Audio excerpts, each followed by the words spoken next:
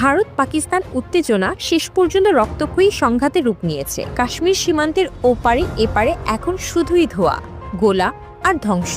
ভারতীয় হামলার জবাবে পাকিস্তান দাবি করছে তারা ভূপাতিত করেছে রাফাল, সুখোই, MiG-29 সব মিলিয়ে অন্তত 5টি যুদ্ধবিমান। এই পরিস্থিতিতে প্রশ্ন উঠেছে, আকাশ প্রতিরক্ষায় কে এগিয়ে? পাকিস্তান কি ভারতের আক্রমণ ঠেকাতে পারবে? কাশ্মীর সীমান্তে টানা গোলাগুলি, আকাশে ধ্বংসপ্রাপ্ত যুদ্ধবিমানের ধোঁয়া আর একের পর এক ড্রোন হামলা। ভারত বলছে তারা চালিয়েছে স্ট্র্যাটেজিক অ্যাটাক, যার নাম দেওয়া হয়েছে অপারেশন সিঁদুর। পাকিস্তান বলছে তারা প্রস্তুত ছিল আর প্রতিরোধ করেছে সম্পূর্ণ শক্তিতে।